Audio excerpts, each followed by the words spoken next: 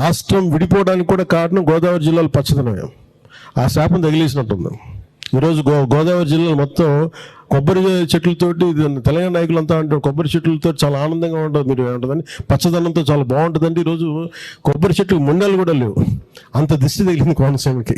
దీనికి తగిలినంత దృష్టి నరుడి దృష్టికి నలరాయన పగిలిపోద్దంటారు. అలాంటిది కోనసీమ పచ్చదనం ఎంతమంది కళ్ళలో పడి వాళ్ళందరూ దృష్టి తగిలి ఈరోజు మొండేలతో కొబ్బరి చెట్లు ఉన్నాయంటే దీనికి ఇంకా మనం కరెక్ట్ చేసుకోవాల్సిన అవసరం ఉంది, దీన్ని సరిదిద్దుకోవాల్సిన అవసరం ఉంది. ఇప్పుడు వాస్తవానికి ఎవడన్నా పోయించండి హైదరాబాద్ నుంచి వెళ్ళాడికి తగిలితే వాళ్ళ దృష్టి ఎక్కడ తగులుతుంది, కానీ ఆడికి పోనోని దృష్టి ఎక్కడ తగులుతుంది, ఏం తెలియదు.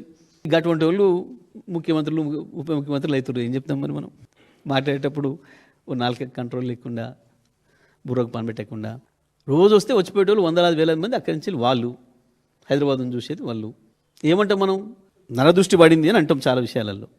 చూసి వస్తానికి బాగా ఎక్కువ మంది చూసిపోతే ఓ చేనెమ్మడి పోతుంటే బాగుంది ఈ చేను అని చెప్పి అంటారని చెప్పి పాపం దిష్టి బొమ్మలు కట్టుకుంటారు. మరి కట్టుకుంటామే, ఆయన దిష్టి బొమ్మ వద్దన్నాడు, మనం ఆపినామా? పిచ్చి మాటలు, తెలివి తక్కువ మాటలు, మైండ్లెస్. తెలంగాణ వాళ్ళ దిష్టి దాకిచ్చినందుకే నరదిష్టి అంట. తెలంగాణ వాళ్ళంటే మనం అంటే నరదిష్టి పెట్టినందుకే అంటే కోనసీమ అంటే గోదావరి ఏరియా అంతా కొబ్బరి చెట్లకి మొండం లేకుండే అంటే మా కళ్ళు ఇంత చెడ్డ కళ్ళు అని చెప్పి ఆయన చెప్పడం జరిగింది.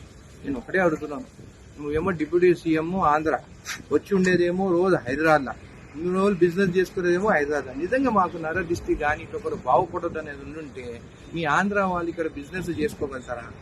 ఇరిగేషన్ ప్రాజెక్ట్ చేసుకుంటున్నారు, కన్స్ట్రక్షన్లో మీరే ఉన్నారు. ఆయన కానీ ఒక్క మాట వల్లనే మేము ఏమైనా అంటున్నామా?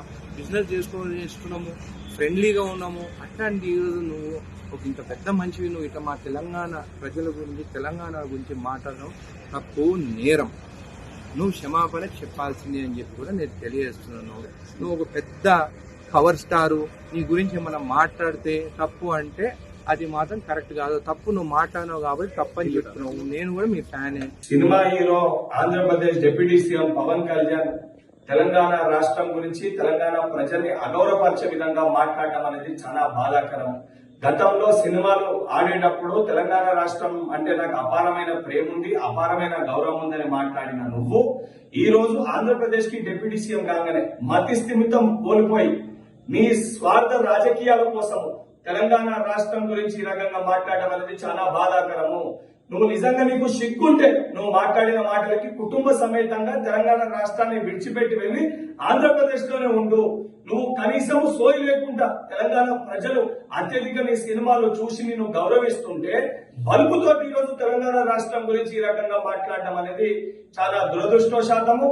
నువ్వు ఇదే రకంగా నీ వైఖరికి నువ్వు తెలంగాణ ప్రజలకి, తెలంగాణ రాష్ట్రంలో ఉన్న ప్రతి ఒక్కరికి క్షమాపణ చెప్పకపోతే తెలంగాణ రాష్ట్రంలో నీ సినిమాలు ఆడనివ్వము.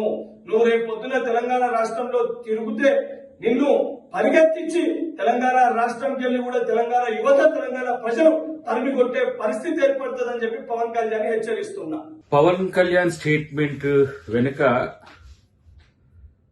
బాధ్యత రాహిత్యం కనపడుతున్నది. రెండవది అవగాహన లేమి కూడా మనకు కనబడుతుంది. ఎందుకంటే ఆంధ్రప్రదేశ్ వెనుకబాటుతనాన్ని, ఆంధ్రప్రదేశ్ చూసి దిష్టి తగిలే విధంగా తెలంగాణ వాదులు కోరుకోరు, తెలంగాణ ప్రాంతం కూడా కోరుకోరు. ఎందుకంటే రాష్ట్రాలుగా విడిపోయినప్పటికి కూడా తెలుగు ప్రజలంతా కూడా కలిసిమెలిసి ఉన్న పరిస్థితి తనకు తెలియకపోవడం అనేది విచారకరం. అన్నిటికంటే ముఖ్యంగా ఏంటంటే అవకాశవాద ప్రకటనలు పవన్ కళ్యాణ్ నుంచి రావడం అనేది తెలుగు ప్రజలు కూడా కోరుకోవట్లే. సరే, అనాలోచిత స్టేట్మెంట్సా లేకపోతే ఉద్దేశపూర్వకంగా చేస్తుందా అనే దాంట్లో అనాలోచిత స్టేట్మెంటే కనబడుతుంది మనకు. కాబట్టి గోదావరి ఎప్పుడు కూడా తెలుగు ప్రజల్ని సమానంగానే చూసింది. ఏ విధంగా కోనసీమను చూసిందో అదే విధంగా తెలంగాణను కూడా చూసింది. ఇక్కడ ప్రాజెక్టు లేకపోవడం వల్ల తెలంగాణ కొంత వెనుకబాటుతనంతో ఉన్నది, కానీ ప్రాజెక్టులు అయితే మరింత మేలు జరిగేది. కాళేశ్వరం లాంటిది సక్సెస్ అయి ఉంటే మంచిగానే ఉండేది.